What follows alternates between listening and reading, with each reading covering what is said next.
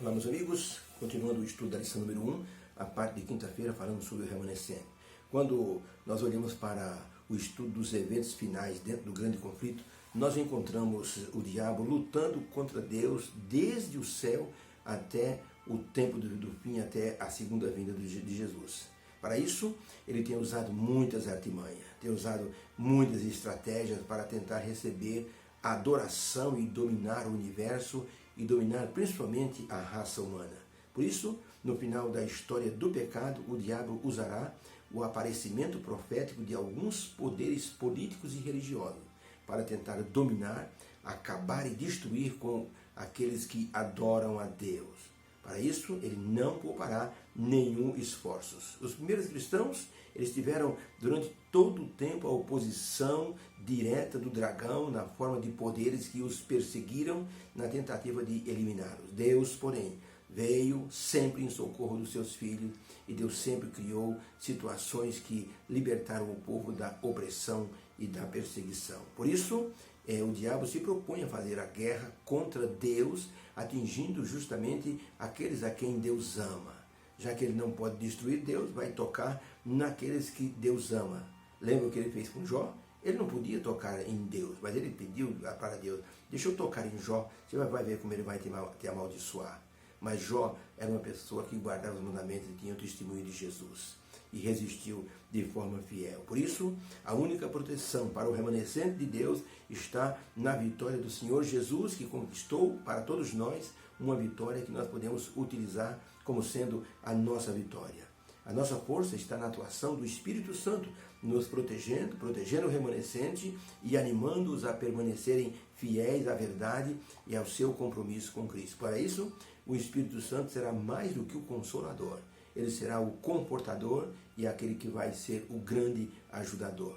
Pergunta número 6, de acordo com Apocalipse 12:17, que tipo de lealdade cristã vai possuir o remanescente de Deus no tempo do fim? Apocalipse 12:17 diz assim: e o dragão irou-se contra a mulher e foi fazer guerra ao remanescente da sua semente, os que guardam os mandamentos de Deus e têm o testemunho de Jesus Cristo. O remanescente é protegido contra o dragão. E esse remanescente guarda os mandamentos de Deus e tem o testemunho de Jesus. Não que os mandamentos vá salvar o remanescente, mas os mandamentos são o reflexo do caráter de Deus.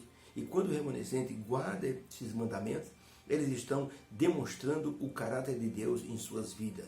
Isso o diabo não consegue suportar. Porque quando a pessoa representa o caráter de Deus, mais pessoas olham e percebem, e a pessoa faz a diferença, e isso se torna um testemunho marcante para que as pessoas aceitem o plano da salvação. E o diabo não quer isso. A fúria do dragão se concentrará nos filhos da mulher. A mulher que em profecia significa igreja.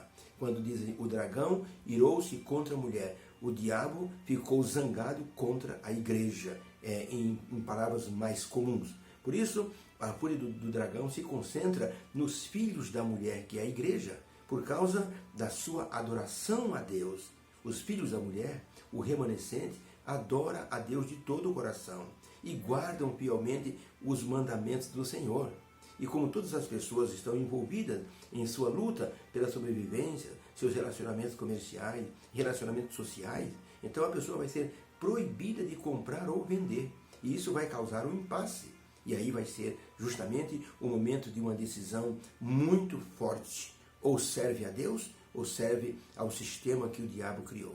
É só olhar para a Babilônia e nós vemos ali a figura de Daniel e seus 3 companheiros. Eles eram remanescentes dentro de Babilônia. Havia muitos judeus, mas Daniel e seus 3 companheiros eram remanescentes.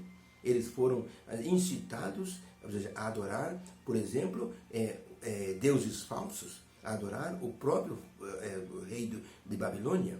Daniel disse: eu não posso fazer isso. Foi proibido de orar. Temei a Deus e dai-lhe glória. Daniel fez isso. 3 vezes por dia se ajoelhava. Aquela imagem, aquela estátua que foi levantada no campo de Dura, para que todos que ouvissem o sonido de uma trombeta deveriam se ajoelhar. Foram fofocar para o rei de Babilônia. Tem aí 3 camaradas que não se ajoelham. Eles temem a Deus e dão-lhe glória. e foram lançados na fornalha de fogo ardente, e Daniel na cova dos leões. Percebeu? Ali a fúria do dragão contra o remanescente.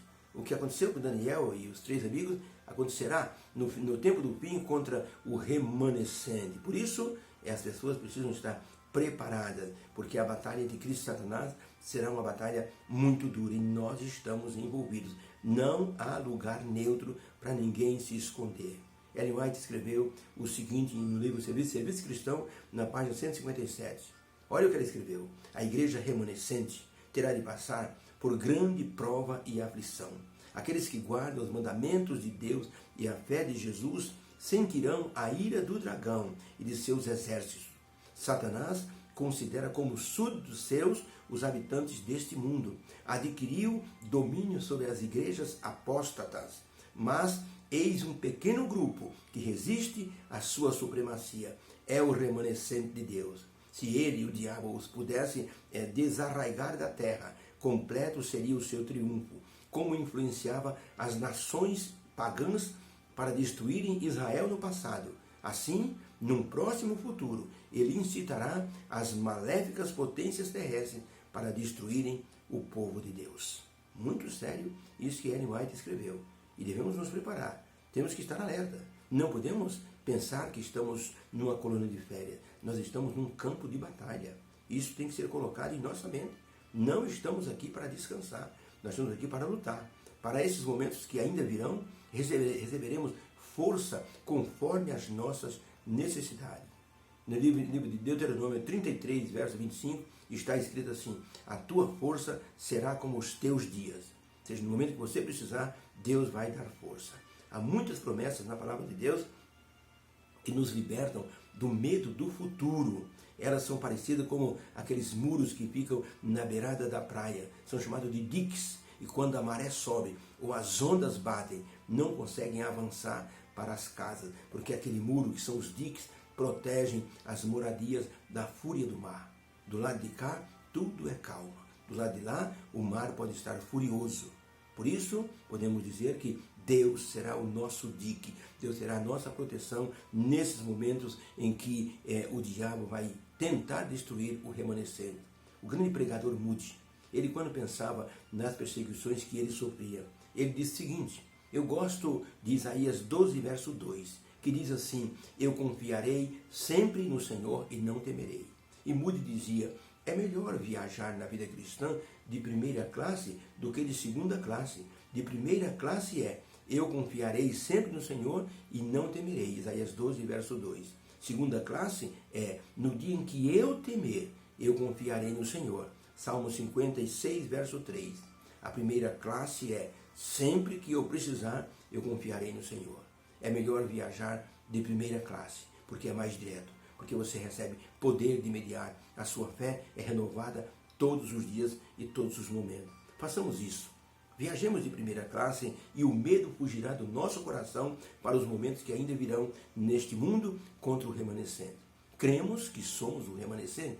Deus nos deu profecias, Deus nos deu o Espírito de profecia para nos orientar. Deus nos deu os mandamentos para cumprirmos, não para nos salvar, mas porque já estamos salvos em Cristo Jesus. Por isso, no final do grande conflito, a adoração será o foco de luta entre Satanás e Deus. William Temple, um grande pensador cristão, deixou-nos um precioso pensamento a respeito da adoração. Ele escreveu o seguinte: a adoração é a submissão de toda a nossa natureza a Deus.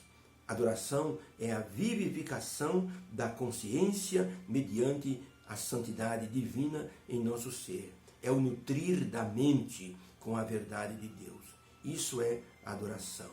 O livro do Apocalipse nos mostra que ao remanescente será imposta a obrigação de adoração a um poder manipulado pelo diabo. Mas o mesmo livro do Apocalipse nos mostra que a lealdade aos mandamentos do Senhor é que farão a diferença entre aquele que serve e aquele que não serve ao Senhor.